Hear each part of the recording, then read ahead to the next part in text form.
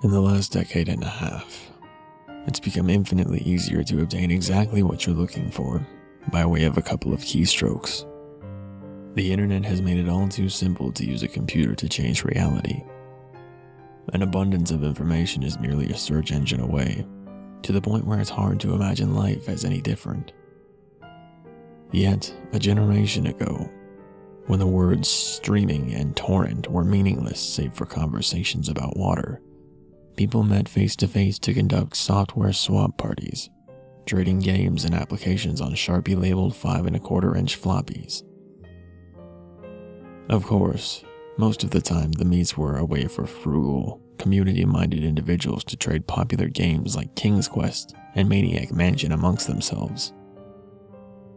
However, a few early programming talents designed their own computer games to share amongst their circle of acquaintances, who in turn would pass it on, until, if fun and well-designed enough, an independently developed game had its place in the collection of aficionados across the country. Think of it as the 80s equivalent of a viral video. Pale Luna, on the other hand, was never circulated outside the San Francisco Bay Area. All known copies have long been disposed of. All computers that have ever run the game now detritus, buried under layers of filth and polystyrene. This fact is attributed to a number of rather abstruse design choices made by its programmer. Pale Luna was a text adventure in the vein of Zork and the Lurking Horror, at a time when said genre was swiftly going out of fashion. Upon booting the program, the player was presented with a screen almost completely blank, except for the text. You are in a dark room. Moonlight shines through the window. There is gold in the corner, along with a shovel and a rope. There is a door to the east. Command. So began the game that one writer for a long out-of-print fanzine describes as enigmatic, nonsensical, and completely unplayable, as the only commands that the game would accept were pick up gold, pick up shovel, pick up rope, open door, and go east. The player was soon presented with the following: reap your reward. Pale Luna smiles at you. You are in a forest. There are paths to the north, west, and east.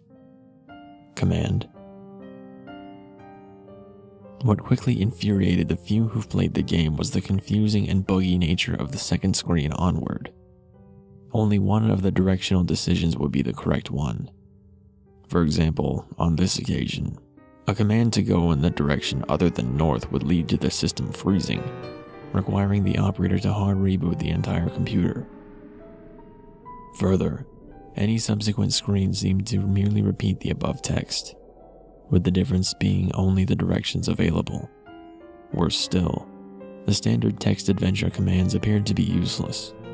The only accepted non-movement related prompts were use gold, which caused the game to display the message, not here, use shovel, which brought up not now, and use rope, which prompted the text, you've already used this. Most who played the game progressed a couple of screens into it before becoming fed up by having to constantly reboot and tossing the disc in disgust, writing off the experience as a shoddily programmed farce. However, there is one thing about the world of computers that remains true, no matter the era. Some people who use them have way too much time on their hands. A young man by the name of Michael Nevins decided to see if there was more to Pale Luna than what met the eye. 5 hours and 33 screens worth of trial and error and unplugged computer cords later, he finally managed to make the game display different text. The text in this new area read, Pale Luna smiles wide. There are no paths. Pale Luna smiles wide. The ground is soft. Pale Luna smiles wide. Here. Command. It was another hour still before Nevin stumbled upon the proper combination of phrases to make the game progress any further. dig hole, drop gold, then fill hole. This caused the screen to display, "Congratulations, 40.24248, -121.4434, upon which the game ceased to accept commands, requiring the user to reboot one last time. After some deliberation, Nevins came to the conclusion that the numbers referred to lines of latitude and longitude. The coordinates led to a point in the sprawling forest that dominated the nearby Lassen Volcanic Park. As he possessed much more free time than sense, Nevins vowed to see Pale Luna through to its ending. The next day, armed with a map, a compass, and a shovel, he navigated the park's trails, noting with amusement how each turn he made corresponded roughly to those that he took in game. Though he initially regretted bringing the cumbersome digging tool on a mere hunch, the path's similarity all but confirmed his suspicions that the journey would end with him face to face with an eccentric's buried treasure. Out of breath after a tricky struggle to the coordinates, he was pleasantly surprised by a literal stumble upon a patch of uneven dirt.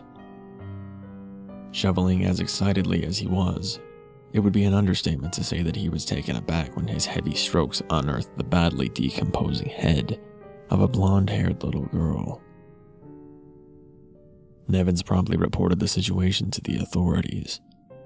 The girl was identified as Karen Paulson, 11, reported as missing to the San Diego Police Department a year and a half prior. Efforts were made to track down the programmer of Pale Luna, but the nearly anonymous legal gray area in which the software swapping community operated inescapably led to many dead ends. Collectors have been known to offer upwards of 6 figures for an authentic copy of the game. The rest of Karen's body was never found.